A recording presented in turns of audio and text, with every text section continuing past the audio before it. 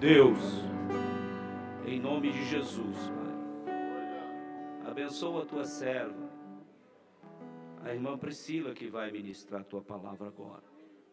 Mas das coisas que o Senhor já me disse, e das coisas que eu já pedi ao Senhor nessa noite, eu quero pedir ao Senhor, Pai, só mais uma coisa. Quebra, meu Deus, ainda até o final desse culto, toda a resistência ao Pentecoste. Quebra toda a resistência ao mover e à ação do teu Espírito Santo. Yaxalá da comianda.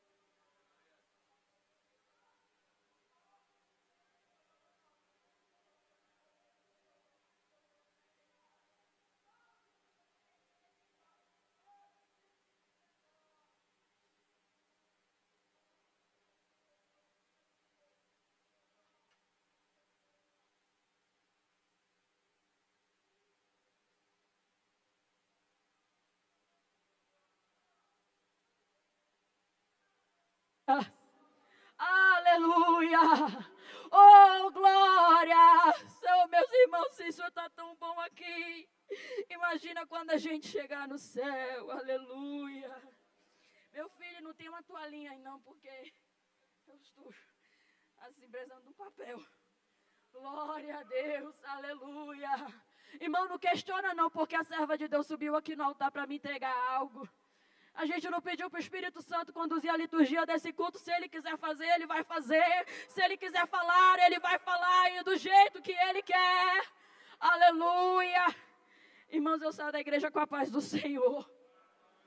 Com a graça do Senhor, com a glória do Senhor que está neste lugar. Oh, aleluia. Aleluia. Meu Deus, Tu és santo. E eu quero agradecer ao Senhor por estar aqui. Irmãos, vocês não têm ideia do quanto que eu estou me tremendo e temendo ao nome do Senhor por estar aqui neste lugar. Mas eu glorifico ao Senhor porque Ele é um Deus que cumpre promessas. Então eu agradeço a Deus primeiro. O Deus da minha vida, o Deus dos meus dias, o Deus da minha casa, o Deus da minha história, o Deus que mudou o rumo da minha história. A este Deus eu dou graça nessa noite.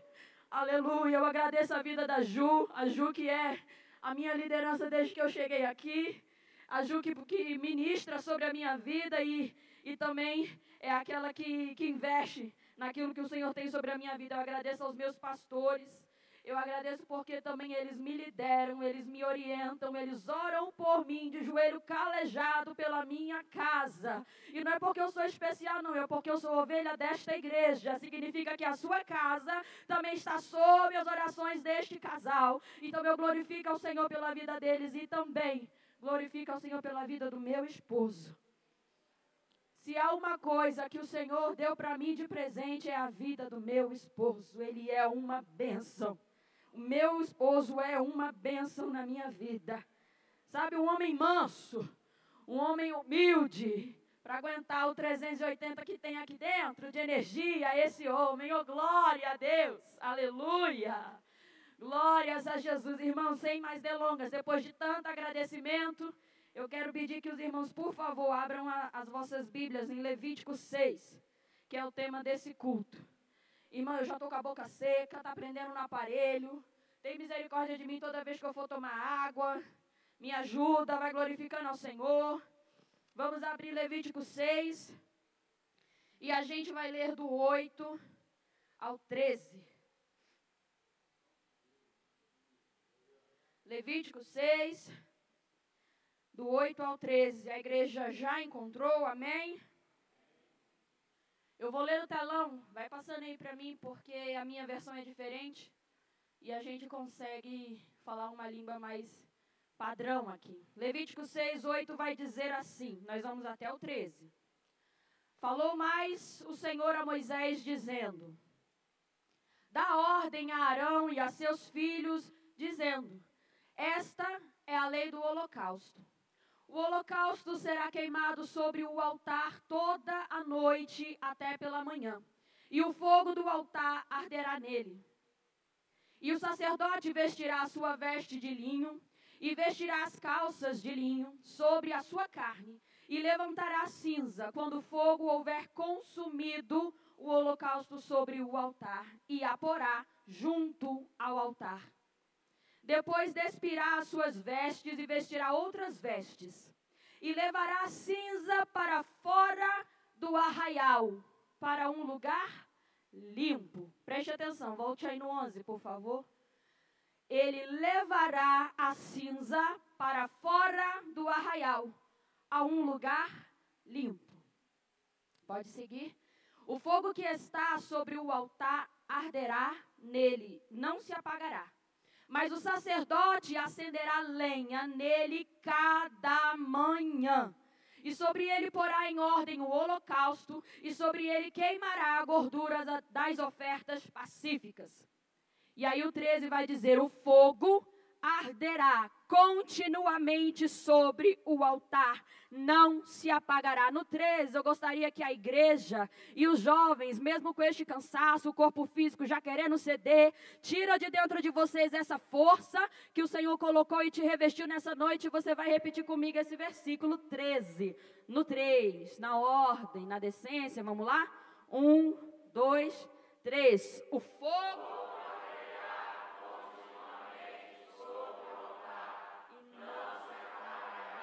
Glórias a Deus. Senta glorificando o Senhor. Diga amém por essa palavra. Glórias a Jesus, porque é assim que eu aprendi, é assim que nós ensinamos. Que assim seja todas as vezes que a palavra de Deus é lida, porque ela tem poder. Irmãos, quero compartilhar com vocês uma palavra simples e poderosa, que o Senhor colocou no meu coração, e eu compartilhei com a Ju. Essa mensagem o Senhor me deu olha a mensagem, né? Eu sou a pregadora. O Senhor me deu num dos devocionais na minha casa de manhã. Eu estava passando por uma situação difícil, então eu não tinha como ir ao trabalho, eu estava afastada do trabalho. E todas as manhãs ali eu tinha a oportunidade de ter devocionais de horas e horas e horas na presença do Senhor. E não tem coisa mais gostosa do que estar na presença do Senhor. E o ano foi 2022, e o mês foi fevereiro de 2022. E eu falei assim: Senhor, para que o Senhor me deu essa palavra se eu não tenho ainda oportunidade de pregar? Se eu ainda não... Ninguém me chama para pregar e o Senhor vai me dando essa palavra. Eu escrevi do jeito que Ele me colocou e guardei lá no caderno. Depois de alguns meses, o Senhor me levou para pregar em outras igrejas, mas nunca me deu o direcionamento de falar dessa palavra, e ela ficou guardada ali. E eu creio num Deus que libera a palavra e prepara o coração que vai receber. Por isso eu creio que essa palavra, ela foi preparada para essa noite.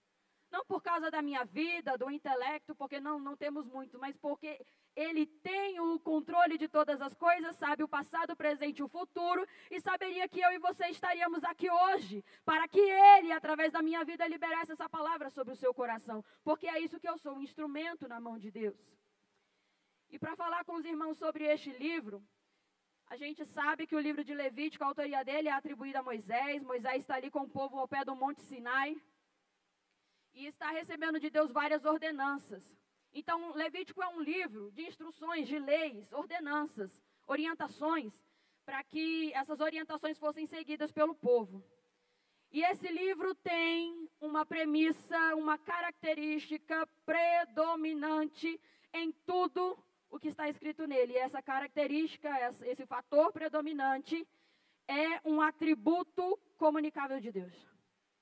E esse atributo é a santidade. Levítico é recheado de santidade.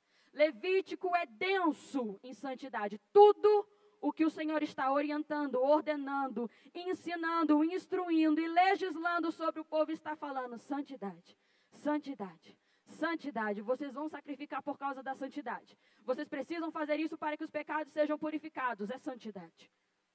Por que Deus fala de uma maneira tão enfática, de ordens diferentes e orientações diferentes a respeito de santidade?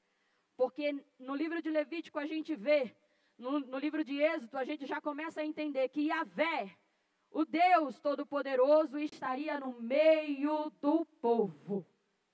Yahvé estaria no meio do povo. Você está entendendo? Yahvé, o Deus Santo, passaria a andar no meio do povo. E ele requeria santidade.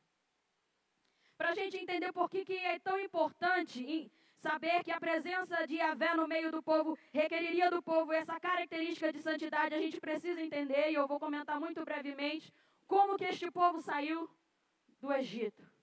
Entendam que o povo saiu de um lugar de escravidão, um lugar de opressão, e um lugar onde eles passaram centenas de anos, e o povo ali cresce, e ali eles vivem um cotidiano e um contexto de vida que não está totalmente e unicamente ligado ao Senhor. Eles estão servindo a um povo que não serve ao Senhor. Eles continuamente veem deste povo adoração aos seus deuses. Eles continuamente veem desse povo rituais religiosos a estes deuses pagãos, a esses deuses de mentira. E Israel passa por ali anos e anos e anos sobre este jugo de pecado, de mentira deste povo. Deste povo. Então entenda que um contexto aqui onde Israel está recebendo essa lei é o seguinte: Israel acaba de sair do Egito.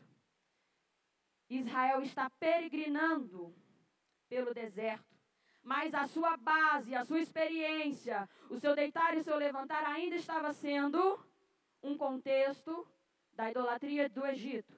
É óbvio que em cada casa dos israelitas da época, eles ainda adoravam ao Senhor, eles ainda conheciam o Senhor. Mas se você se lembrar, quando Moisés aparece com Arão, e o Senhor, na verdade, quando fala com Moisés, ele vai dizer assim: Senhor, quem eu vou dizer para esse povo que tu és? Isso significa o quê? O povo estava bem ligado ao Senhor, o povo estava tendo relacionamento com Deus, o povo sabia quem era o Senhor enquanto estavam ali no Egito. O próprio Moisés vai dizer: Senhor, quem eu vou dizer que tu és? E o Senhor vai dizer para Moisés: diga a eles que eu sou. Aleluia, aleluia. O eu sou estava se manifestando e dizendo ao povo: agora eu andarei no meio de vocês. E eles estão vivendo nesse êxodo, nessa retirada, nessa peregrinação pelo deserto. E quando Deus separa, olha a palavra santidade aí de novo, Deus já estava como um professor extremamente didático que ele é. Quando o Senhor separa, tira Israel do Egito e o faz caminhar pelo deserto, durante esse êxodo, o Senhor começa a fazê-los entender que eles seriam o Israel de Deus. Ele liberta, ele salva da escravidão, ele tira o povo da opressão para que eles entendessem: agora vocês são meus. Isso aí é êxodo. Agora vocês são meus. Eu Eu estou fazendo algo sobrenatural na tua vida, que nenhum homem, nenhum libertador, nenhum político, nenhum líder da época poderia fazer, porque vocês agora são meus. Isso é Êxodo. E agora em Levítico o Senhor está dizendo, eu disse para vocês que vocês seriam meus. E agora eu vou ensinar a vocês como pertencerem a mim. Isso é Levítico. Em Êxodo, então, em Gênesis, o Senhor faz uma promessa. O Senhor diz a Abraão que ele faria dele uma grande nação, faz ele sair da terra, e Abraão pisa na terra de Canaã. E lá em Gênesis 12, se eu não me engano, é esse o capítulo, o Senhor vai dizer que aquela terra, Abraão, eu estou dando para você, para a sua descendência. E ali, o povo ainda não existia, é só Abraão. Em Êxodo, o povo começa a existir. E o Senhor faz, agora eu vou resgatar esse povo e vou fazer caminhar para a promessa que eu fiz. Então, em Gênesis, Deus promete. Em Êxodo, o Senhor executa, o povo existe. E lá em Levítico, o Senhor vai ensiná-los a pertencerem ao Senhor. Eles não poderiam mais, para se relacionar com Deus, pertencer ao Egito. O Senhor estava ensinando que, para serem dele, não poderia existir Egito. Não poderia existir escravidão, não poderia existir um contato direto e cotidiano com as adorações do mundo, do Egito, a deuses falsos. Para pertencer a ele precisava ensinar ao povo santidade. Eles não poderiam pertencer a Faraó, eles não poderiam pertencer ao jugo da escravidão e nem à desesperança, porque eles, centenas de anos ali, imaginavam que não haveria um Salvador. E eu já quero liberar uma palavra sobre a sua vida nessa noite. Você não pertence mais ao mundo. Você que é salvo em Jesus. Você não pertence mais ao medo. Você não pertence ao jugo da escravidão do pecado. Você não pertence mais à opressão. Você não pertence à mentira. Você não pertence à lascívia. Você não pertence às concupiscências da carne. Você não pertence mais ao Egito. Eu não pertenço mais ao Egito. Eu aceitei a Jesus Cristo como meu Salvador. E assim Ele me resgatou das trevas para o reino da sua maravilhosa luz. Não é o que está escrito em 1 Pedro? 1 Pedro 2,9. Ele nos chamou das trevas para o reino da sua maravilhosa luz. Aí você vai dizer, mas irmã Priscila, estava escrito lá em Levítico. É por isso que eu estou citando Pedro para você. Para que a gente entenda que não foi só lá que Deus resgatou um povo, Deus nos resgatou. Aleluia! Aleluia! Então nós não pertencemos mais ao Egito. Deus não nos chamou para este reino de luz, para pertencer ao mundo. Mais uma vez, e o Senhor é enfático, o Espírito Santo era enfático, quando eu visitei essa palavra novamente, assim que recebi o convite.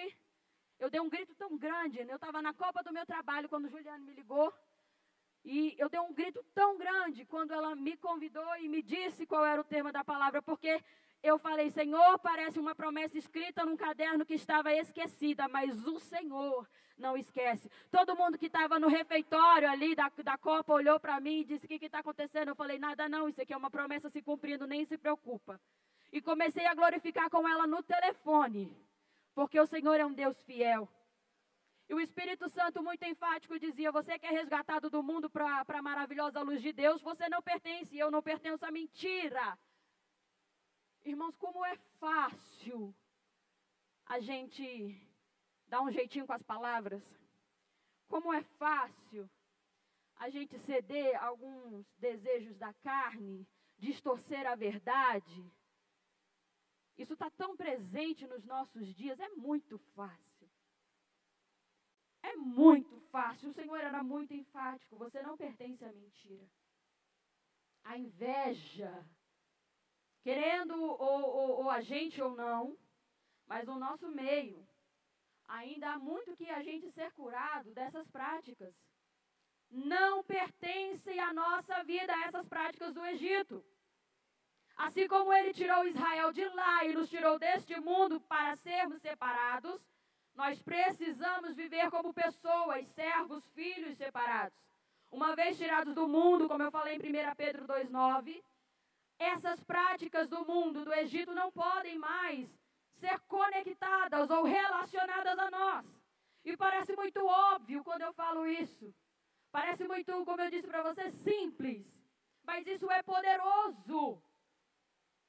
Isso é poderoso porque o Senhor conhece os nossos dias. O Senhor conhece quando você acorda ou quando você deita. O Senhor sabe a foto que você tira no espelho. O Senhor sabe as conversas que você tem no WhatsApp. Isso aqui não é só para jovem. O Senhor sabe, o Senhor vê. Então não é tão simples assim.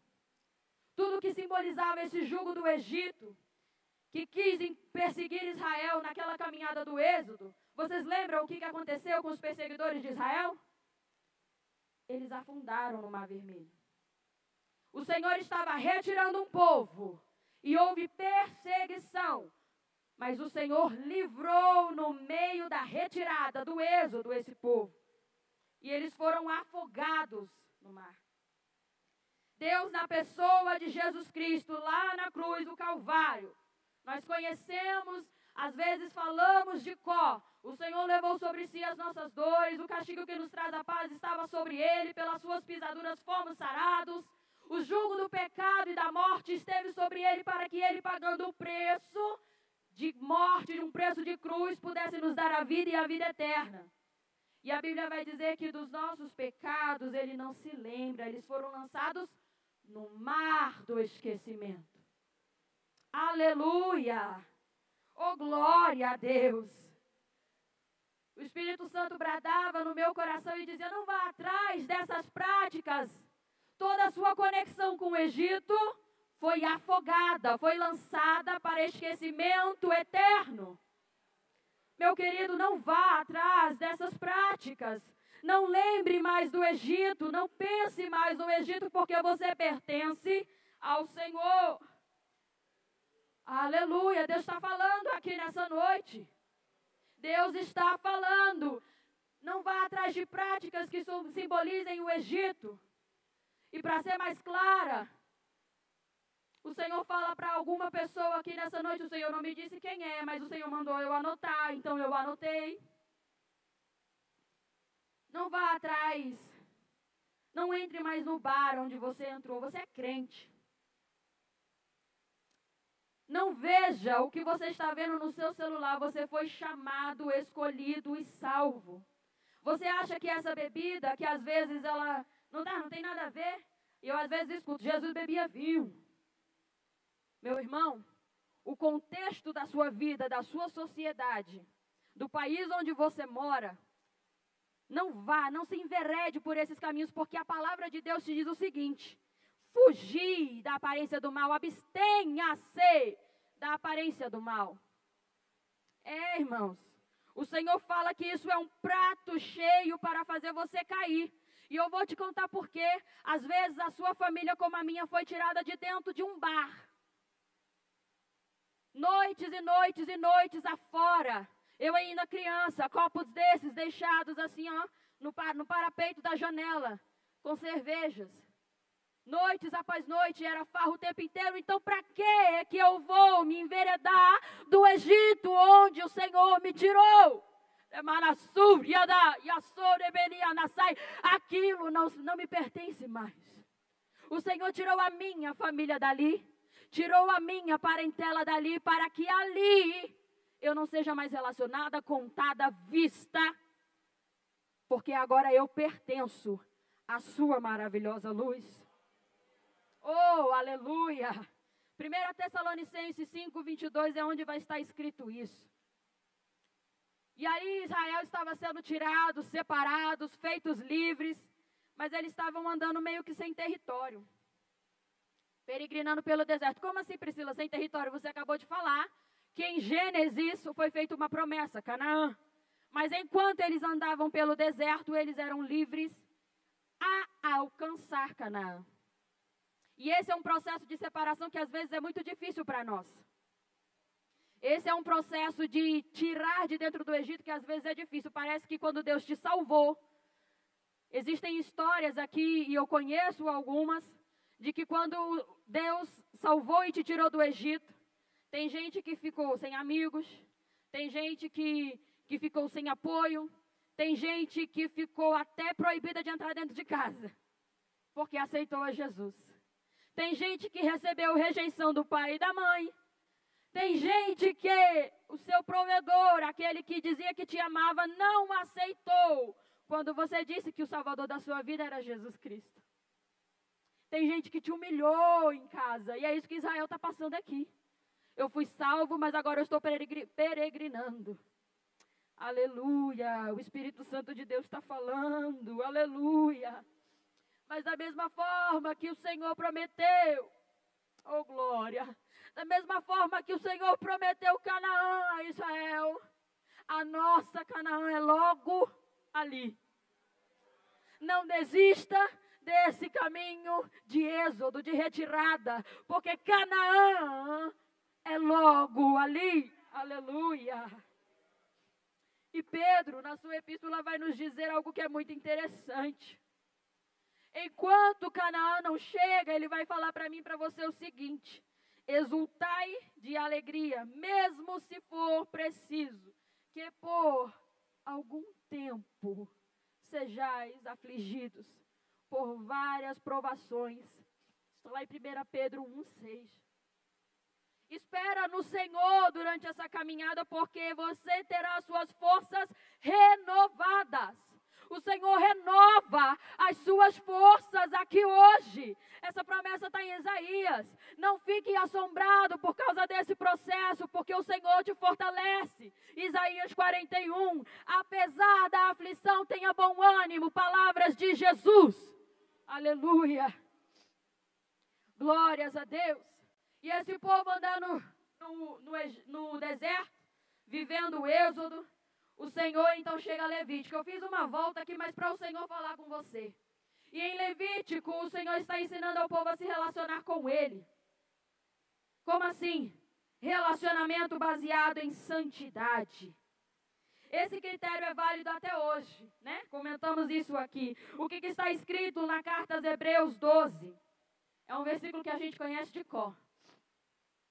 Seguir a paz com todos e a santificação, sem a qual ninguém verá o Senhor. Aleluia! Sem esta santificação não veremos a Deus. Não podemos nos conformar com os desejos pecaminosos, porque aquele que nos chamou é santo. Então nós devemos ser santos. Também está na epístola de Pedro, na carta de Pedro.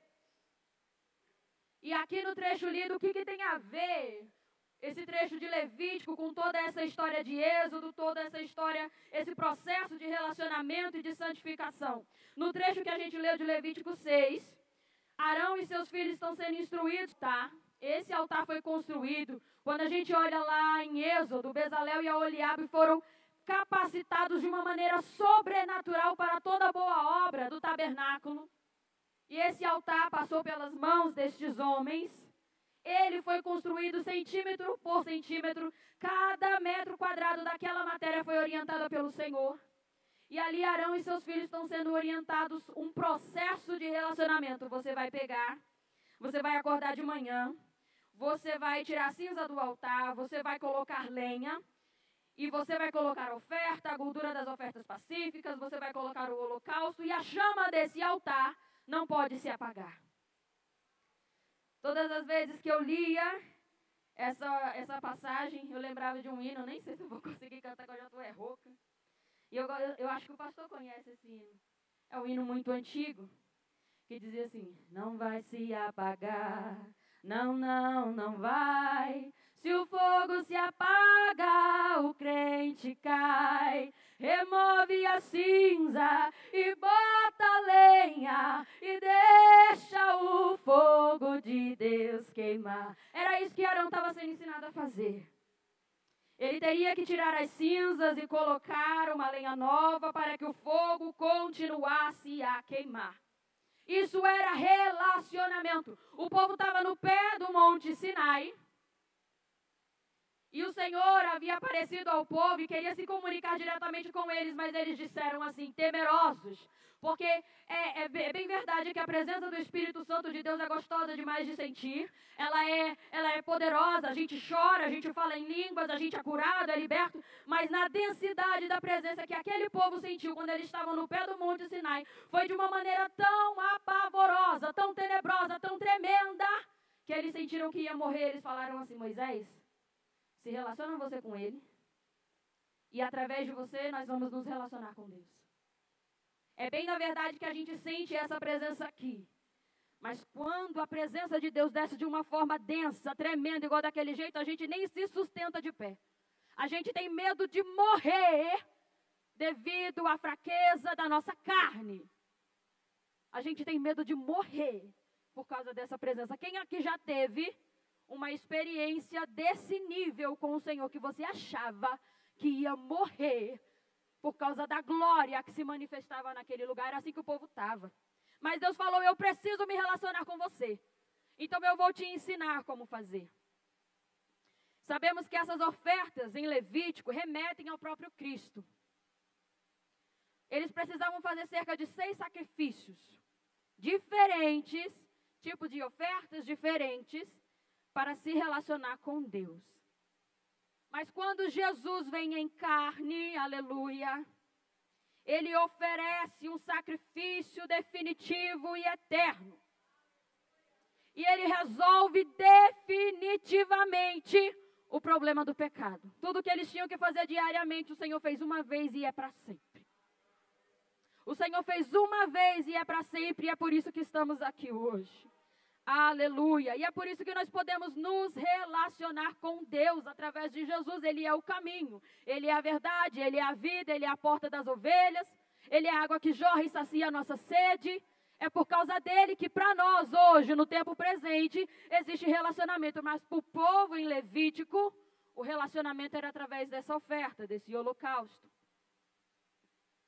E a partir disso, o apóstolo Paulo, quando se trata do sacrifício de Jesus, ele vai nos dizer, lá em Romanos 12, ele vai nos encorajar, que o nosso corpo fosse apresentado como holocausto, sacrifício vivo, santo e agradável ao Senhor.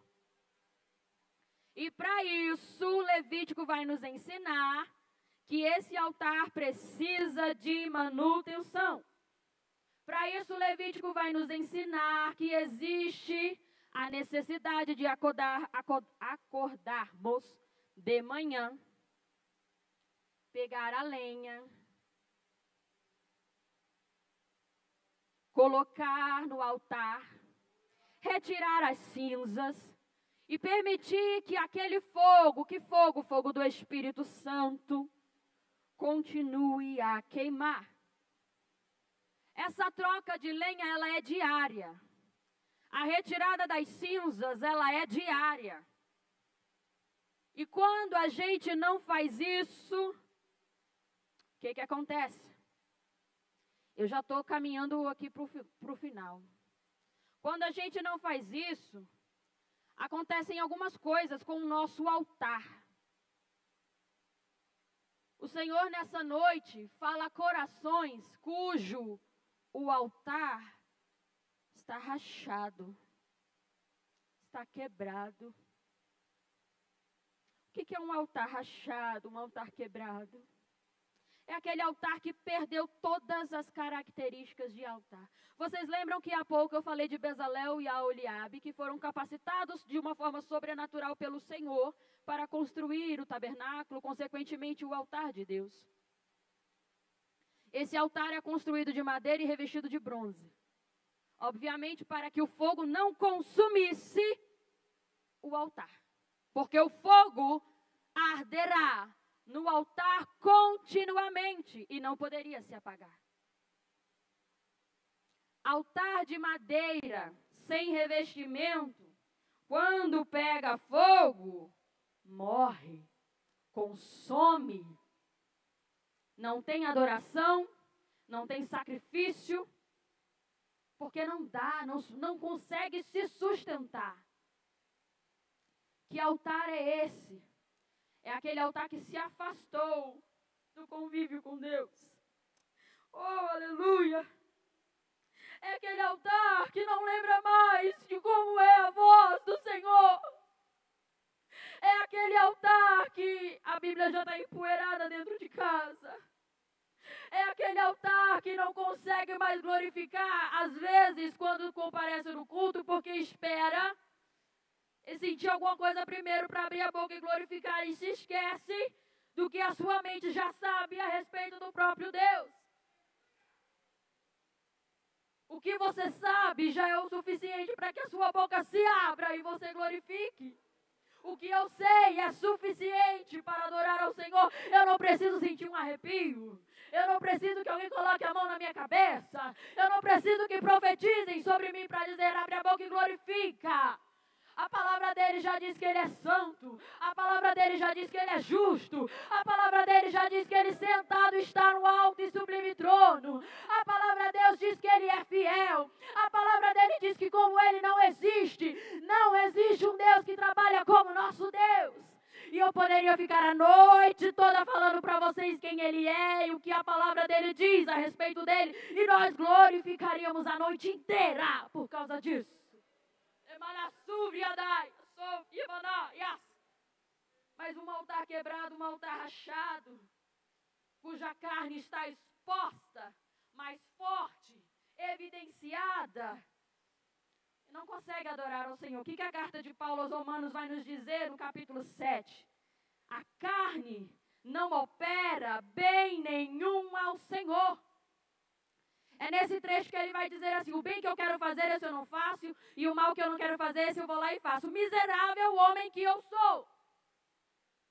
A nossa carne não opera bem nenhum para o Senhor.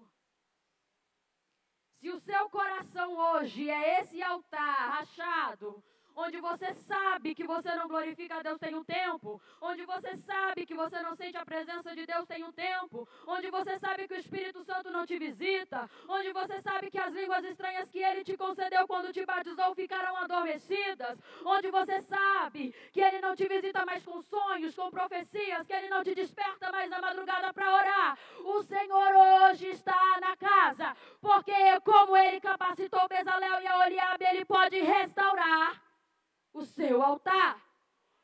Aleluia! O Senhor hoje quer restaurar este altar, para que na sua boca haja um cântico novo, para que no seu coração a chama volte a arder. Mas há também aqui hoje, o Espírito Santo nos revela, nos conta pela sua palavra, que há aqui hoje também altares de fogo de palha. E eu perguntei ao Senhor, o que é um altar de fogo de palha? É um altar que tem algo para oferecer. Ele vem para o culto, ele sabe glorificar. Ele vai para o retiro. E aí ele chora, chora, chora, chora, chora. Na presença de Deus. Ele sente a presença. Esse é um altar de fogo de palha. Ele ainda queima alguma coisa. Mas quando chega na segunda-feira, quando chega na terça-feira, ele não tem combustível para colocar no altar. A palha que queimou lá naquele evento, naquele retiro, consumiu, acabou. A segunda não tem combustível, a terça não tem madeira, a quarta não tem oração, a quinta não tem jejum, a sexta não tem vida com Deus. Esse é um altar de fogo de palha. Ele vem, ele glorifica, ele adora. Mas lá na vida cotidiana, onde o Senhor quer fazer queimar continuamente a presença dele no coração, ele não encontra combustível para pegar. E se ele consumir aquele altar vai morrer. Aleluia! Remana sobriana, sobriabadaiassé. Oh, aleluia! Deus é santo. Quem é esse altar? É um altar que não se prepara de manhã para fazer um momento com Deus. Momento com Deus, já disse, não é um anjo que vai te revelar, descer no seu quarto e falar, desperta, vamos orar. O que é momento com Deus feito de uma forma racional? Paulo já nos orientou, o nosso culto é racional. É você colocar o seu celular para despertar mais cedo, para você não dizer, olha, eu estou atrasado, não posso fazer meu devocional. Eu estou atrasado, não consigo ler a Bíblia. Eu preciso me arrumar correndo porque meu ônibus está passando. Não. Altar que queima continuamente, você põe seu celular, seu relógio, para despertar 1 hora antes, porque você sabe que a prioridade do seu dia é o Senhor. Você sabe que você precisa abastecer o altar com lenha, para que o fogo não se apague. Oh, glória! Irmãos, eu falo isso com muito temor diante de Deus. Porque o Senhor, com a sua palavra, Ele cortou feio lá em casa. Glória a Deus por isso. A palavra de Deus, como espada de 2 gumes, dilacerou lá em casa. Para que altares fossem reparados. Tem 2 anos que essa palavra é reverberada no meu coração, na minha casa e, consequentemente, na minha boca, para o meu marido, para a minha sogra, para o meu sogro, para todos aqueles que pisam o pé dentro do meu lar. E, por último, o Senhor falava sobre um altar de cinzas. Que altar de cinzas é esse, irmã Priscila? É um altar que já viveu uma vida, já teve experiências com Deus. Um dia teve lenha, um dia teve sacrifício, mas hoje só restam cinzas. Mas esse não é o mesmo altar do primeiro exemplo. O altar não está rachado. O altar não está quebrado. Ele só está cheio de memórias e apenas memórias. Memória de uma vida de adoração. Memória de um dia que o Senhor me visitou. Memória de quando eu trabalhava na igreja. Eu continuo vindo ao culto. Eu estou aqui toda quarta. Eu estou aqui na escola bíblica dominical. Eu estou no domingo à noite. Mas eu ainda vivo de memórias. Eu não tenho nenhuma experiência com Deus mais. É um altar de cinzas. Memória de uma vez que queimou. Memória de uma vez que já se deixou ser usado. E hoje o ministério que Deus tinha te confiado está adormecido. Um altar de cinzas. Memória de sonhos, de visões. Memória de palavras proféticas que saíam da sua boca. Mas deixa eu te contar uma coisa. Por que esse altar não é igual o primeiro altar que mencionamos aqui? Um altar quebrado, um altar rachado. Porque esse altar ainda tem relacionamento com Deus, mas não tem experiência mais.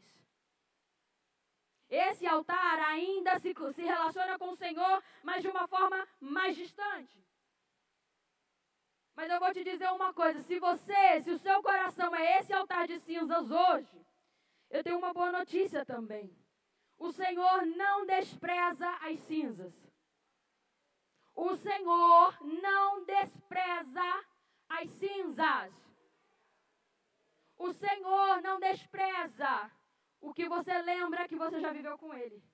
O Senhor não despreza as madrugadas que você já orou.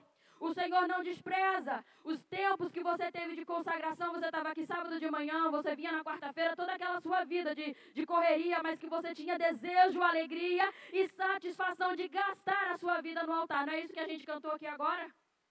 Eu vou gastar a minha vida aos seus pés? Eita, Deus maravilhoso. Como assim, Priscila, o Senhor não despreza as cinzas? Volta aqui para a palavra de Deus em Levítico 6. Olha o que o sacerdote tinha que fazer. Ele tinha que levantar as cinzas. E quando o fogo houvesse consumido, ele pegava essas cinzas e colocava do lado do altar. Depois ele trocava de roupa, pegava essas cinzas que estavam do lado do altar e levavam para fora do arraial a um lugar limpo. O Senhor não despreza as cinzas. A memória do que Ele fez, Ele coloca num lugar limpo. Aquele sacrifício já foi ofertado, aquela adoração já foi ofertada, aquela oração já foi feita, mas eu não desprezo, ela vai para um lugar limpo. Mas tem um problema, por que ela vai para um lugar limpo? É porque no altar a cinza não pega fogo. Oh, aleluia! Não dá para pegar fogo com a memória do que aconteceu. O Senhor quer te fazer arder hoje como você ardeu ontem. Aleluia! O Senhor quer te fazer queimar hoje como você queimou ontem. Não são as cãs brancas do seu cabelo que vão te impedir de ter uma experiência com o Senhor da mesma forma quando elas estavam bem pretinhas. O Senhor quer te fazer queimar agora. No auge da sua juventude aos 80 anos, o Senhor quer te fazer queimar agora. Aleluia. Você não é desprezível, nem desprezado e nem inútil. Você é um instrumento poderoso nas mãos do Eterno. Oh, aleluia. É necessário que queimemos todos os dias, porque a procedência desse fogo traz a preciosidade dele. Em Levítico 9:24, por que Deus está insistindo tanto com esse povo? Que esse fogo não podia se apagar. Porque não foi alguém lá que riscou um fósforo e tacou fogo naquele altar, não. Levítico 9:24 vai nos dizer que quando colocaram uma oferta, desceu fogo do céu e queimou o altar. A procedência desse fogo determina a sua preciosidade. Não foi você que produziu, não fui eu que produzi, foi o Senhor quem acendeu o altar do seu coração. Aleluia. 1 Tessalonicenses 5, olha aí Paulo aí de novo, nos ensinando. 5:12, ele vai dizer, não, é um versículo tão pequenininho, é um versículo tão poderoso, é um versículo que às vezes passa desapercebido. Não extinguais o Espírito. O que é isso? É Moisés falando lá em Levítico 6. O fogo arderá continuamente sobre o altar e não se apagará. Aí Paulo vem e diz, não extinguais o Espírito.